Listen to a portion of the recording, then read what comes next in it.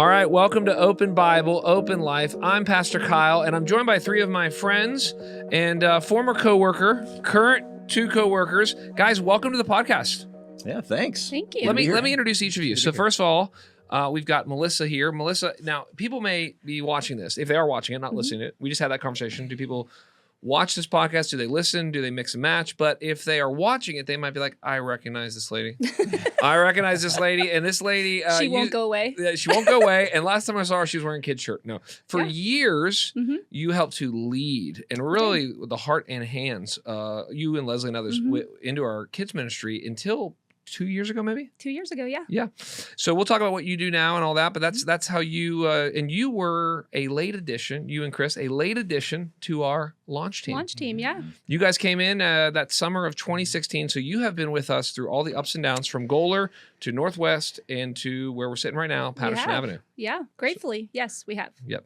Austin, also not on our launch team, right? I'm trying to remember all this, but came early. Launch Sunday. Launch Sunday. You came early, and you've been you tell us why you love this church. What was it about Two Cities? You'd said, hey, there's I don't want to put the words in your mouth, but I know what you told me. There was two reasons that you were excited about coming to our church while we're at Goler. Do you remember that? Yeah, primarily just the heart for the city. I thought you were going to say downtown. Yeah. No. I'm kidding. No, you said that. You said the heart for the city. Absolutely. Yeah, heart for the city, and then a gospel-centered, church coming to the heart of downtown, which is like yes. And then Jordan, also on our launch team. Now we're just going to get the record straight on this, okay? I don't think we've ever told this story publicly. Okay. You and me, you know where we go with this? You and me. I don't. This is before we moved. We're both at the summit. And you and I are at Waffle House. We were in on Miami Boulevard. And do you want to take the story from there? What happened? Oh man, remind me. It was very impactful for you. I could tell. Oh gosh. This is when you were not sure if you wanted to be a community group leader. Yes, I did say no to that a couple of times. And I was like, yes. man, I tried to lovingly encourage you. And not only did you become a community group leader and one of our favorites, you became one of our first elders. And then you about just over 2 years ago, transitioned to be the pastor of care. Yeah, full-time. Among many other things. Yep. And one of the reasons we have you on here today, and we'll dive more into this, but you and Allison adopted internationally. That's correct. 5.5 years ago. Yeah. So, and why am I on this podcast? Well, somebody had to host it, so I'm glad to be here to host with you guys. No, I love it. Love you guys. Let's get into it. So this weekend, I just at the top of my sermon, I talked about foster care and adoption. And I even said, there's so much to say that we're going to release this podcast. And so I'm hoping that people who had questions and want to go, maybe they filled the form out, maybe they didn't yet, maybe they want more information, maybe they're, I gave kind of the two categories, maybe they're interested in this, maybe they're interested in helping other people do this. Let's talk about foster care and adoption. Let's actually, what order do I want to go in? Let's see. Let's talk about the need first, and then we'll talk about what we do and what our church does and what role you guys play. So the information that you guys got me, or somebody got me, was that there are 265 children just in the Forsyth foster care system. Let's start with foster care, and we can move to adoption. What is the need among foster care workers, kids, organizations? Yeah, I mean, I think there's a lot of needs, honestly. I think it's an overwhelming... I mean, Austin and I just had the privilege of hosting a lunch for Forsyth County DSS, and they brought 140 of their workers. Social workers. It's incredible. And I think, and I heard Austin say this in the hallway, but one of them was like, this is such a blessing. And then she had people raise their hand, and she was like, who usually doesn't get to even eat lunch? And an overwhelming amount of people raised their hands. Yes. And so I really think the need is vast. So I just think it's very overwhelming. I think there's a lot of things they do. I think they have very busy schedules. And also there's just an overwhelming number of kids. Yeah. Just in Forsyth County alone. I mean, I've had the privilege of meeting with Davidson County so far, and Surrey County and Davie County. I know Surrey County last week had 14 kids in 1 week that were put into the system. And so, I mean, those are image bearers. So, and you mentioned it. I mean, the number fluctuates week to week, but I have seen it be consistently over 200 plus in Forsyth County alone. And a lot of times the need is the things that happen, unfortunately, and there's a quick need. and a quick need for a foster parent to step in. I heard last week of a single mom that is under 18 but also has a child, right? And so there's like a need for a family to step up and take in the single mom and the child together temporarily. So it's like sometimes the you can't always plan, and so just to have people that are licensed foster parents and willing and able to even step into some of the emergency needs is just a big deal. Yeah. It's a huge need, unfortunately. But as a church, as believers, I feel like we could be like the first to be called up to step in some way. Well, you bring up a great point, and I can't remember where I first read this. I think it was a book on adoption, and they were talking about how the average person who's unfamiliar with adoption, when they think about adoption, they think of the happy side of it. They think of like, man, this is amazing. This young family who couldn't have kids or wanted to have an extra kid or something like that, they have, and then you don't realize, wait a second, for an adoption to even be necessary, something sad happened somewhere to somebody, whether it was a death, an addiction, an imprisonment, or an abuse. I mean, there's a lot of other things.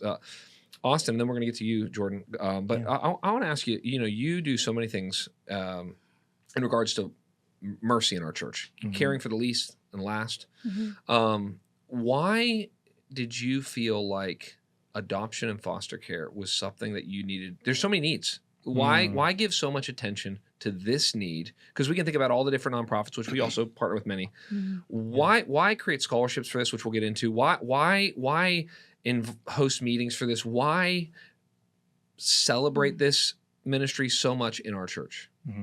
So, I mean, this is interesting. I'm glad Pastor Jordan's here. This is just something that I think would be fun to share, is that, and this is not why we had him on the podcast, by the way, but my first personal experience with adoption was in Jordan Taylor's community group. So I was Austin's first community group leader. He was my community group leader 8 years ago.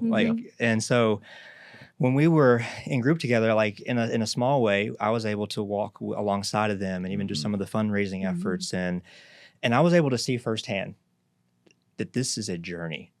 This is it is something before a child is adopted, and then even after adoption takes place, it just is a long journey, and every journey is different.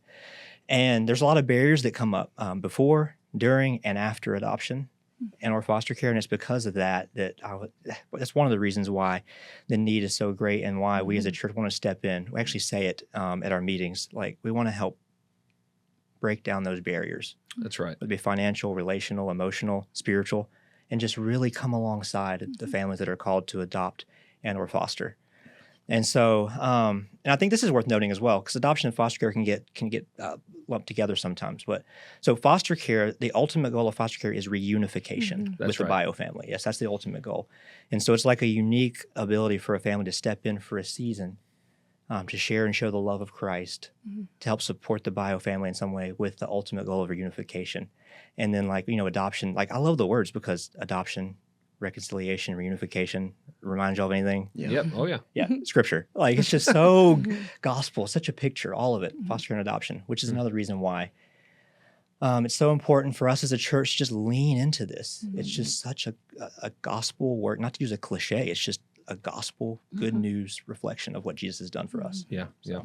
Jordan, we have you on here in part because, many reasons, but one of the reasons is you have adopted. It's interesting. I didn't get to look into the whole history of adoption, but somewhere else I read that you can see a direct connection between. This is gonna sound silly, but you can see a direct connection between Americans getting into adoption and back when Brad Pitt and Angela Jolie, adopted.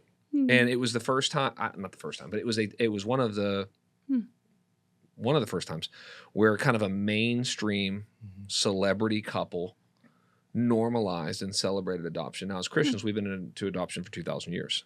You and I have the conversation that the scripture does not say every Christian needs to adopt. It does say that the local church and Christians should care for widows and orphans. Yeah. And so part of the overall ministry of our church with adoption and foster care is how do we, as an organization, but then how do we help Christians obey those commands? And for some, it's going to be maybe respite foster care. For others, it might be long-term foster care. For others, it might be adoption. For others, it might be supporting those. Talk to us about your journey, or you and Allison's journey from, you had biological kids. So this was not an adoption because you were unable to have your own children. Tell us about this story. Yeah, I mean, and it's good that you hit that. Like every story is different. So I mean, I just want to go ahead and say that y'all know this because y'all know our story. That our story is one in hundreds within even our church, let alone our community.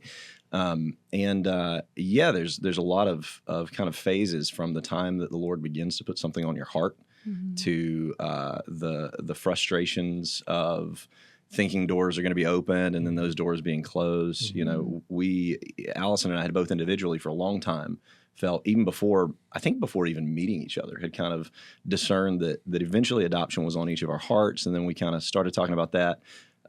As you mentioned, we had, one biological child first prior to adopting our son.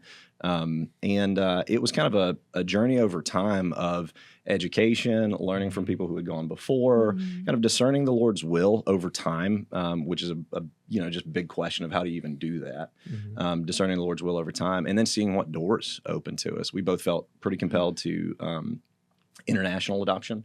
And Allison had very specifically had China on her heart. I thought that I had Latin America on my heart. The doors closed there for various reasons, which was, God's will, and we're grateful, obviously, that He aligned the path to where we ended up.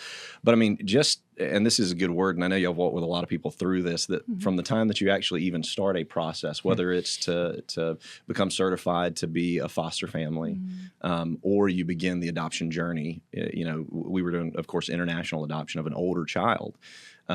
It can be a long time, with a lot of ups and downs and hope and frustrations, at the very least. That's probably saying it lightly. But yeah, so we were approved. We went through a private international adoption agency years ago, back in 20. Gosh, we probably started the journey in 2017. Allison will correct me. She will correct this in a comment on YouTube. That's what she'll do. But we probably started the process in 2016, 2017, and then were able to actually be matched with our son Elias in 2019. And we actually adopted him from China. We traveled to China and adopted him 7 days after his 7th birthday. So we lived in a hotel for 2 weeks in various cities in China with a kid who didn't speak English and parents who didn't speak Mandarin.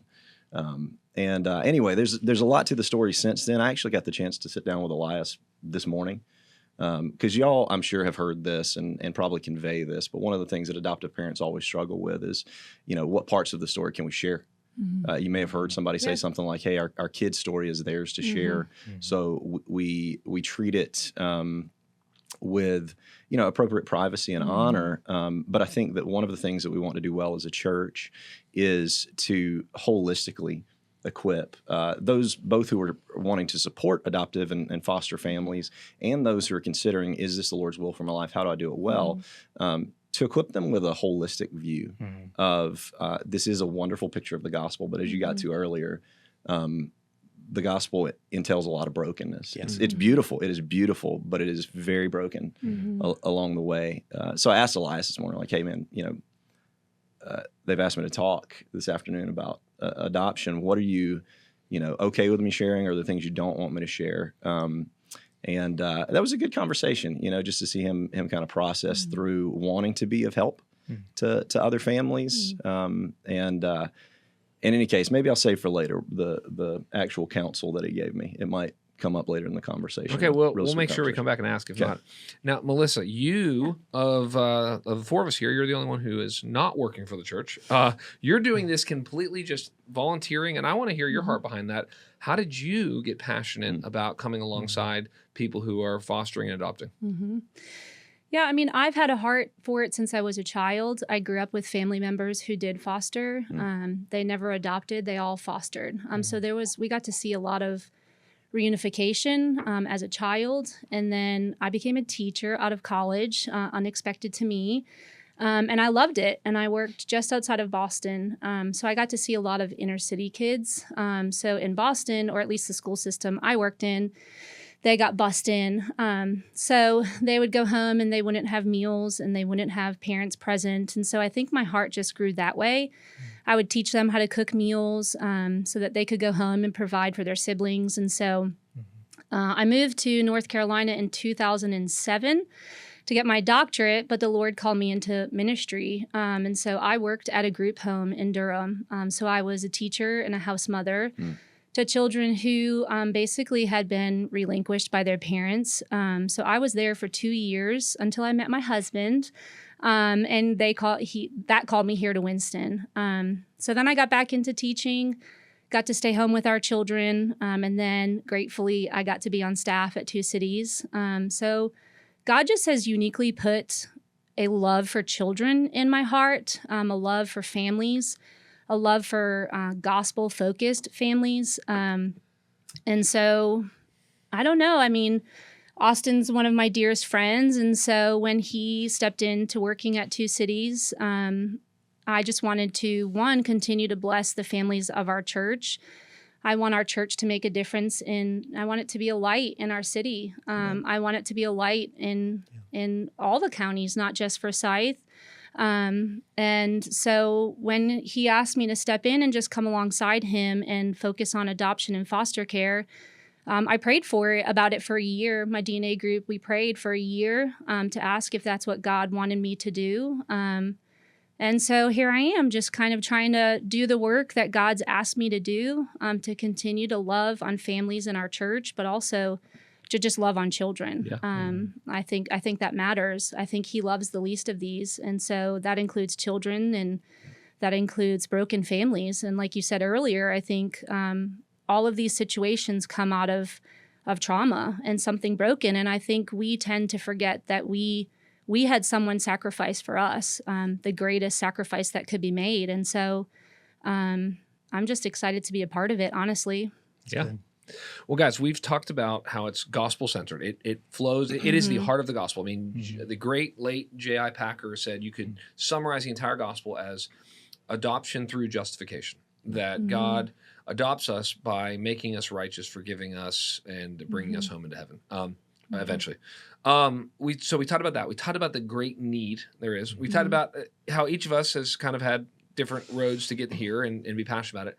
Okay, now I want to talk about what are we actually doing? Yeah. So, and we'll jump back to you, Jordan, in a little bit, but I want to hear from you guys because you're day-to-day running the play. You have the playbook. You've been doing this now for 2 years? 2 years. Yeah. 2 years. 2 years. Tell us, if someone said, Kyle talked about foster care and adoption.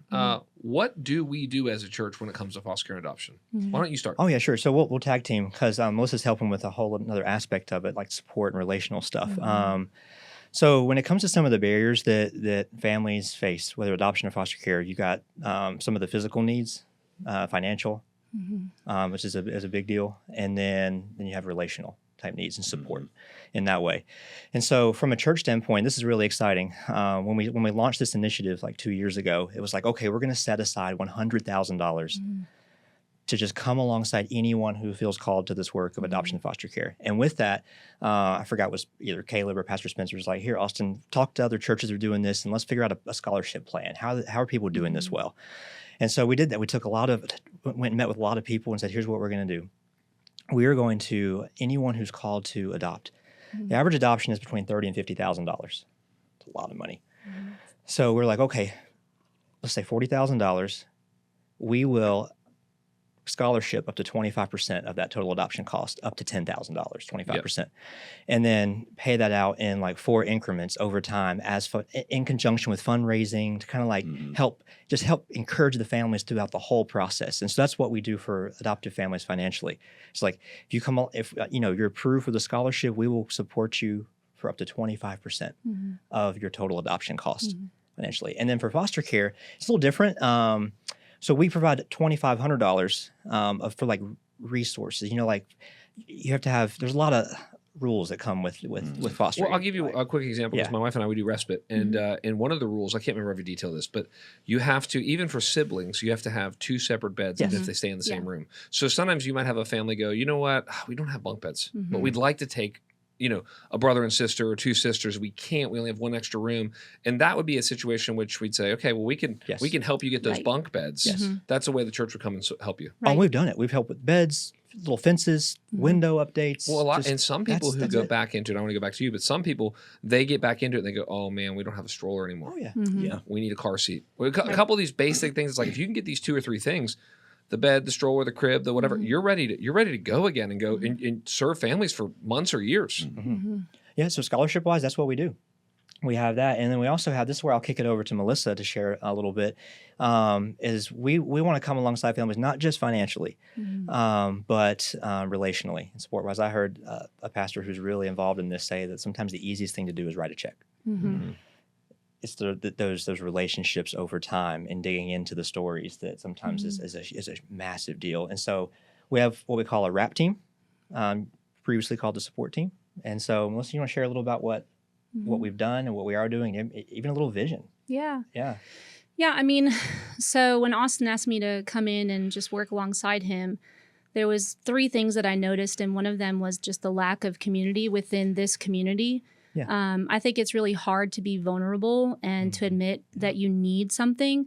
So we are trying to create community, within our church walls, for people to feel safe, for people to feel like these are my 3 a.m.s. These are the people who And just to clarify, you're Yeah. talking about community among those who are in the same situation of foster care or adoption. Yes. Like, get these families together and Yes. go, guys, let's share our struggles. Let's pray for one another. Let's resource one another.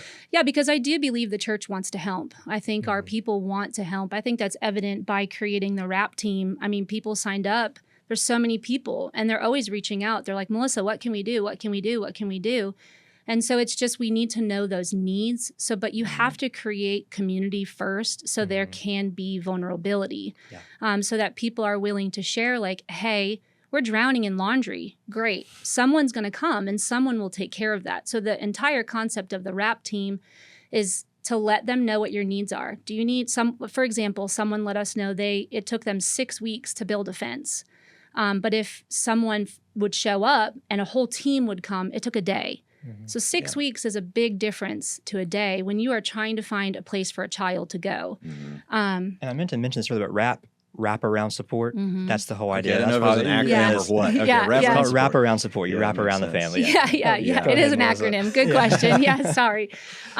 So we're just trying to create community so people feel safe and people will be vulnerable. So whether that's through, like, we would love to have respite nights where they can drop their children off and go just be together and rest, and the church provides childcare, or whether that's, different events for them so that they know that the church loves them. We've created entire forms for people to fill out to let us know needs they have. For example, a family, their dryer was broken, and so they reached out, and one of our elders paid for their laundry to be picked up, washed, folded, delivered until they could get a dryer. But we can't do anything if we don't know about it. So we are trying to let people know that this team exists solely to meet needs. Like today, when we got to host that luncheon for DSS, it was our RAP team that came and served them lunch and gave them drinks and sat with them and heard about their days and sent them home with takeout meals. And so community is one. The RAP team is another. We're starting to use Care Portal, and that's so that we can meet needs for people within our church. So if you have a need, we put it in Care Portal, and then someone from the RAP team would meet that need. That could be, you need a new roof, to you need someone to do your laundry, to you need, we had someone reach out and he's like, hey, my wife and I have not had a date in 4 years. He's like, we need someone to just come and sit in our home. And a RAP team member went and did that. So that's the type of things we're trying to do through the RAP team. Create community so that people will be vulnerable, to allow their church to come alongside them to meet the needs that they have. And then just to continue to build community. I think one thing we did in October at the event that we host every year is we brought in like respite and guardian ad litems. And you may not be called to foster care, but I do think every member of the church is called to do something. I believe that. I think, again, we received the greatest gift ever. And so I think we're called to step in any way that we can. And I mean, reality is that what is it, 30% of people that start somewhere ultimately end up potentially doing foster care. So if you're a guardian ad litem, which, I mean, I tell you, I've sat in meetings and their job is needed. They are advocating for children. They are sitting in that courtroom advocating for these kids that don't have a voice.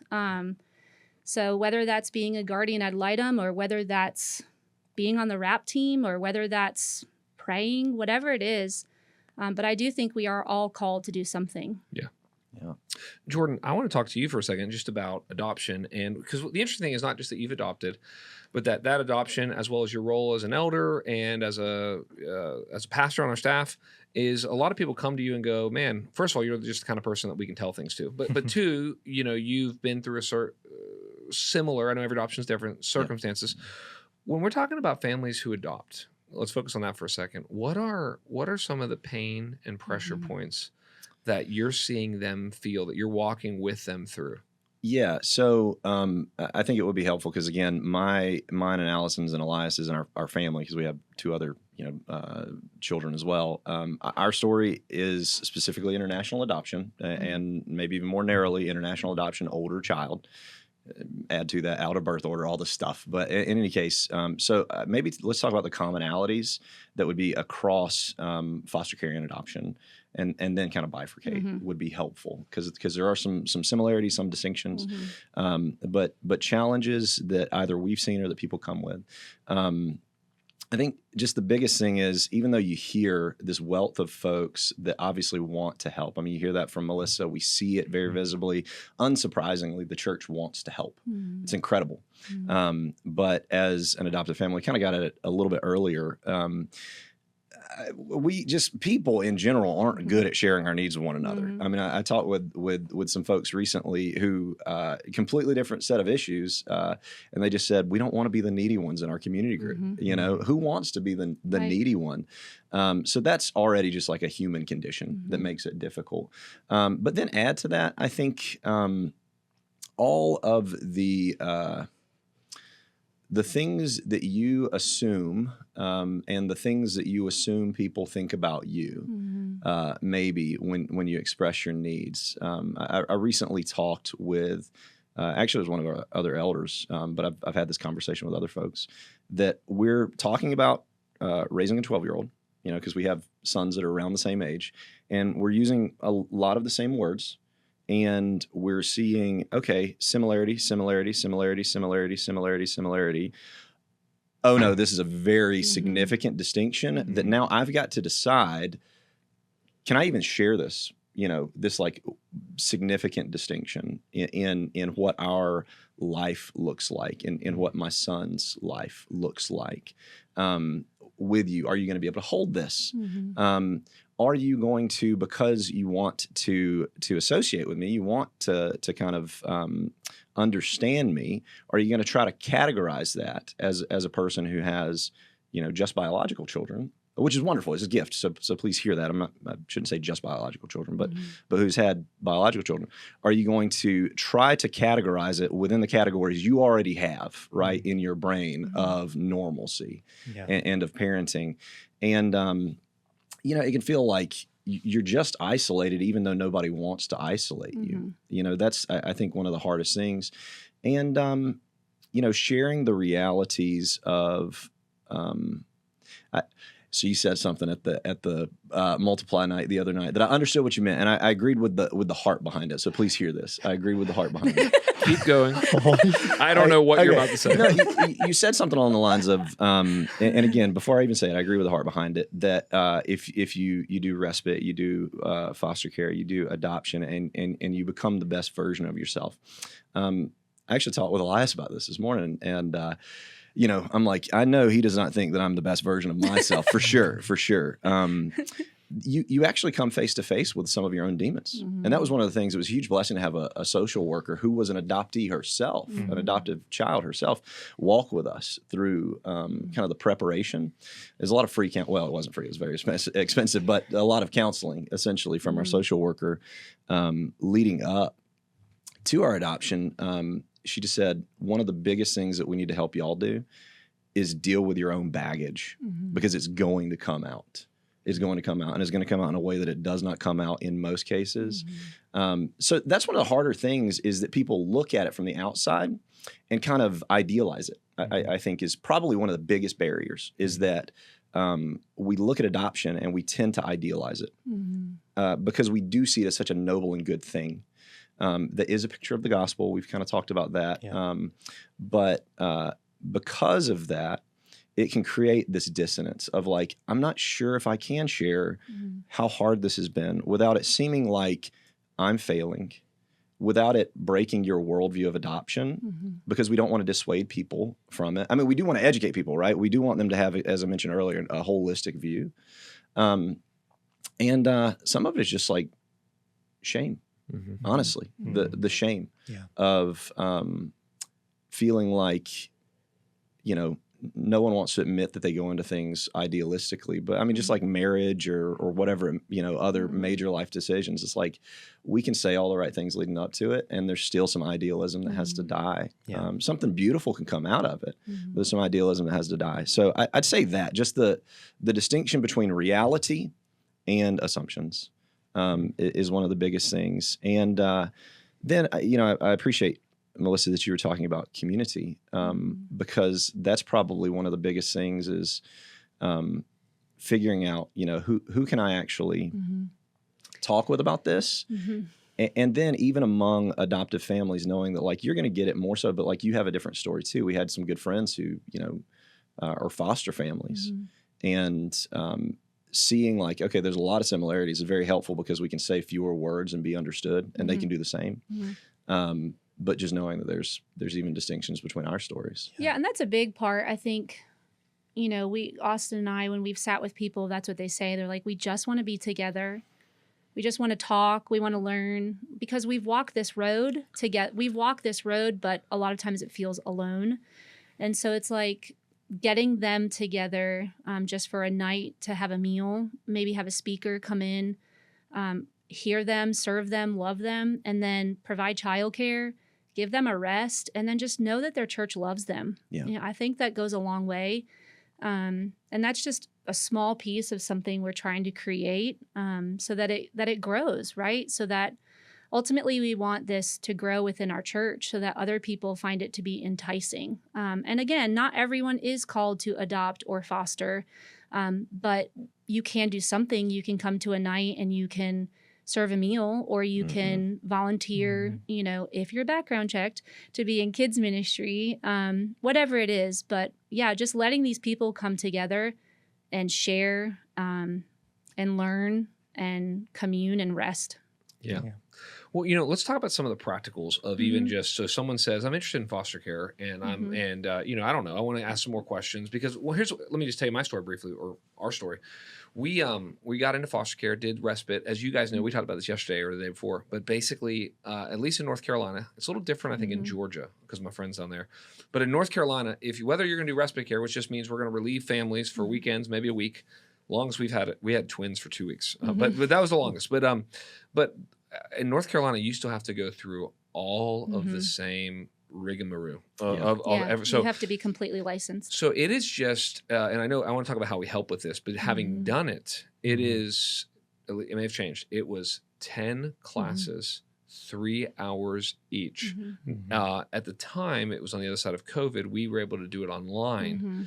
But in the other thing that's just hard, and I'll just tell some of the hard, then you guys can speak into this, is you, like, we still have quarterly visits right now by the foster care system, and we have a really sweet lady who works with us. But it feels like, and this is a Kyle thing, I don't like feeling like the state shows up at my house. Like they're like, all right, and all right, do you have a gun? Is it, you know, like every time we come, and then it's have you gotten any speeding tickets? Your medical exam, you need to get a medical exam. Like, I'm like, I'm a parent.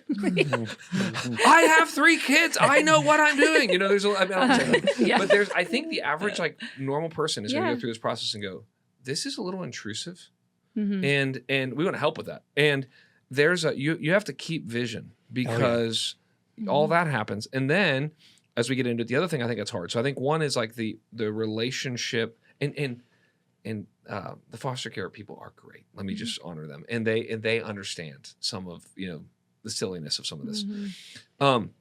But then there's also all of the difficulty, depending whether you respite or you do full-time foster care, of you're interacting. There's a lot of taking people places. There's a lot of interacting with the biological parents, and then there's that tension that a lot of times foster parents, they love this child.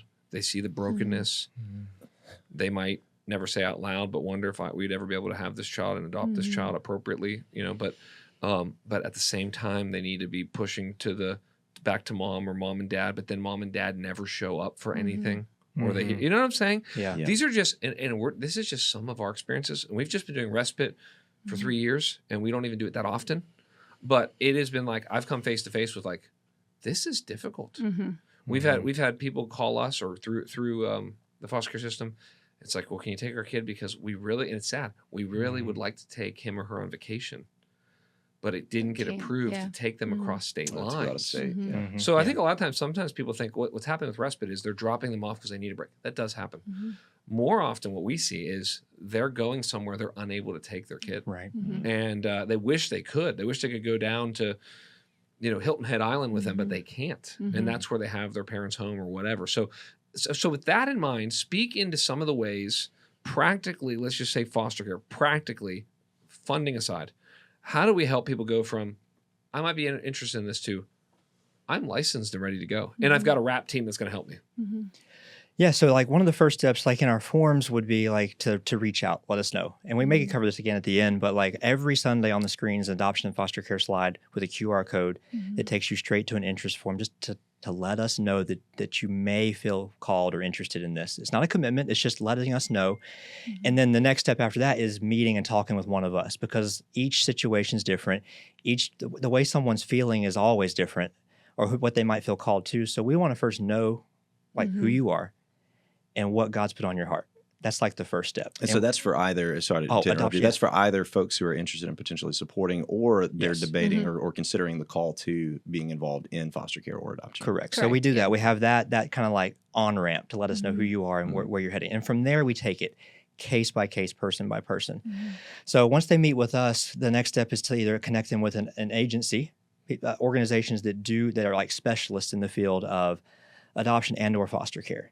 So we help bridge those gaps. Like we want to be like a liaison of sorts to help connect people to the right people. And so we want to do that for you. We've done a lot of the homework. So if someone feels called, we've done a lot of the homework for you, and we can make these connections with some of the best people we know. Like we have social workers in our church. We're just talking to one of them downstairs who works with Agape MNC, and she's met with so many families in our church. Does in-home licensure and training stuff to make it, and is a believer, part of our church. Like just to have those types of resources is amazing. And so we help with that. We help resource the families. That's great. Would you add anything to that?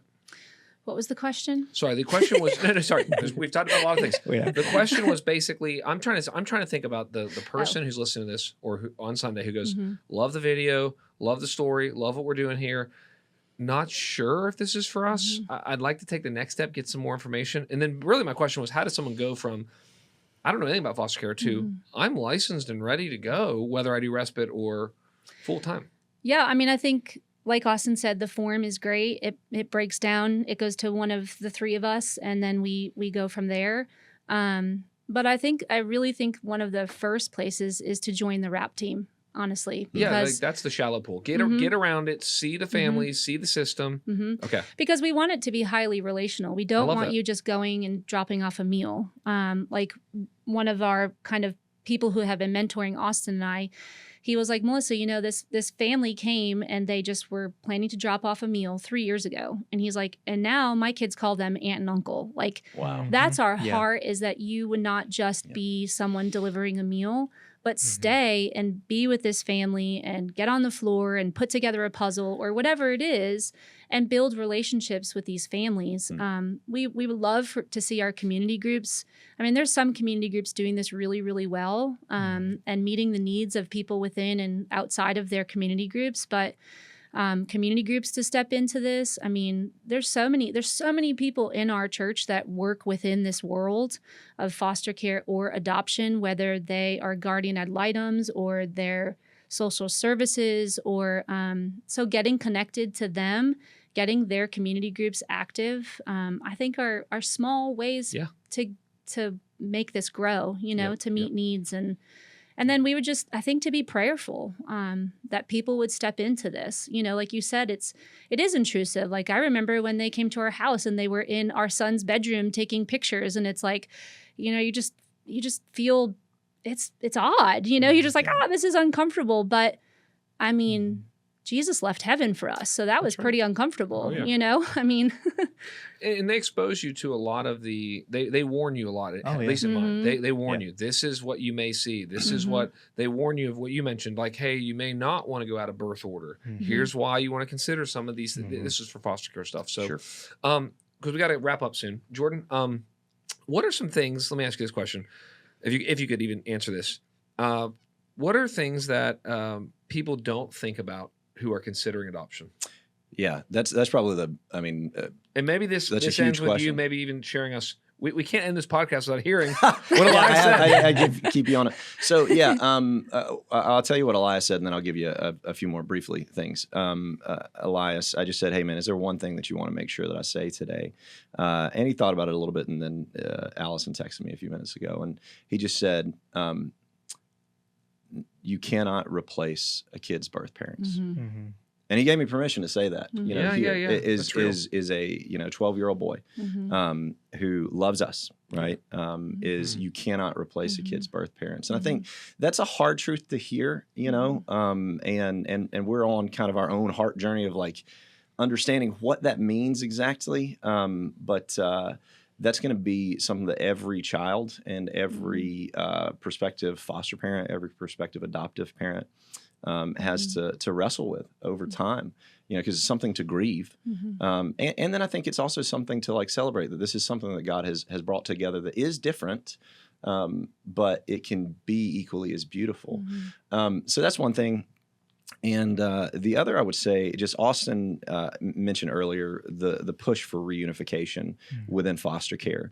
That was something I didn't say earlier, but just we've walked with families in our church, and we've walked with friends over a decade. That how can you not fall in love with the child, even if in your heart of hearts you're saying, no, I know that I am playing a role for this child's good for a season. That is the job that I have agreed to. It is still highly likely that even if it's tumultuous with them in your home, no matter what, that your heart is going to connect with them. And I know of a couple of families in our church right now that either they or their adult children are walking through that heartbreak of falling in love with foster kids. And we talk about foster to adopt, which is not like an actual program per se.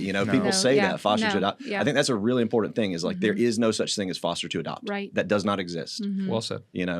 So there's other things that just like, I would say, I don't even remember what the question was. My question was like basically, what do adoptive people who are like, I'm interested in adopting, like I really am, like what are they not thinking through?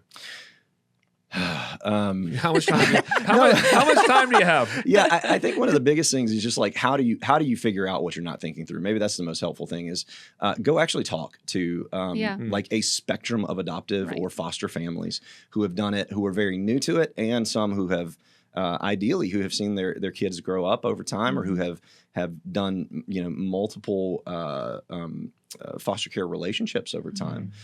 What have been some of the maybe some of the idealism, as I mentioned earlier? What are some of the things that you brought into it? Some of the misconceptions that you've unlearned? What advice would you give me? What help did you think you didn't need that you did need? What help did you think you would need that you didn't actually need?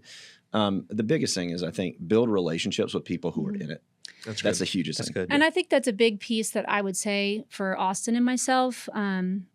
We would love to know who you are. I mean, this ministry is only 2 years old, so we have a list, but that list is only 2 years old.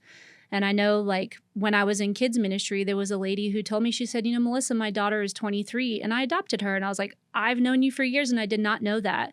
I have a dear friend here who adopted 10 years ago, and they're going through it. And it's like, well, let the church come alongside you, but we don't know who you are. So it doesn't, if you're currently planning to adopt or foster, or you did it 10 or 20 years ago, the church still wants to come alongside you. Yes. We still want to love you. We still want to serve you. Yes. We want you to have community so that, I mean, like you said, I mean, we don't know. We haven't done this, but you have. And so get people together in a room to talk, to support, to love, to serve, but we don't know who you are. So feel free to email Austin, or there's a form, like you said, a QR code. Fill that out and just let us know, like, hey, we did this. We are, because you still need community. Like you said, I mean, what is happening with your biological children is different than what is happening with your adoptive child. That's just a fact. There's different pains and pressures and struggles, and there's also beauty. Like, I want to say that. I mean, we talked about the hard of foster care, and that is true. There is hard, but there's also so much joy, and there's so much beauty in it. Absolutely. And so, I mean, that is the gospel. That's the gospel. And so it's not going to be easy, but it is going to be, it can, and it will be beautiful. Yeah. Well, you know, John Piper, and we all know John Piper here, not personally, but just know of him. And he, I remember he was preaching a sermon. He's so intense, as we all know. So intense. I've often thought, what would it be like if John Piper was my pastor? He's so intense. But he's like, there's families in this church. I'm not going to yell like he does. He says, there's families in this church, and they adopt. And let me tell you what you get when you adopt. Pain. Yes. Yeah. He goes, pain. And if God is gracious, glory. Yeah. And I think Yes. that's a word. So Yeah. as we close, I want to give you a chance to talk about these two books real quick. Oh, yeah. Because you brought them on. Tell us about this, and then just one last time, next steps, and we'll close. Yeah, sure. And so these are just some helpful resources. This one's called Everyone Can Do Something, and this one, Until There's More Than Enough. Now, this one's focused on foster care a lot, and this one's more on what can you do? How can you get involved, no matter how Here, small? give me those two. I'll hold these. Yeah, you got it. Great. Last steps. So we're about to close up. If people they're turning the podcast off, what do I do? Do I go to the website right now? Yep. No, No, I don't have the QR code. Say. It's not on the website. There's a QR code on the screen. Sorry, but if they're not at church, Or they can email us. Yeah, you can email me email. on the website. Yeah, Okay. Austin@twocitiechurch.net. Okay. And then or fill out the form via the QR code, but reach out Great. to us. Great. Yeah. And then I would just encourage everyone, and you'll appreciate this, Kyle, but pray. Pray, think about what your purpose is, and then who are your people, or who's your person. Let's Those three go. things. That It's is some good alliteration. That is good. So good. yeah, depend on Christ. Mm-hmm. Figure out what He's calling you to do, Yes. and then find people, the right people around you, no matter what that is. Great place to end. So- We'll have you guys back on at some point. We'll dive deeper into these topics. Thank you, all three of you, for being here today. Seriously, I'm looking around like, thank you guys, thank you guys. That's good. If you're tuning in, if you can see this, if you're watching on YouTube, you can see this book is Everyone Can Do Something by Jason Johnson. And this book is Until There's More Than Enough by Jason Weber. Check these out. If you've joined us on Sunday, check out the QR code on the screen, or if you want to personally email Austin, he will get back to you within 24 hours if it's a business day. Until next time, I'm Pastor Kyle. See you next week on Open Bible, Open Life.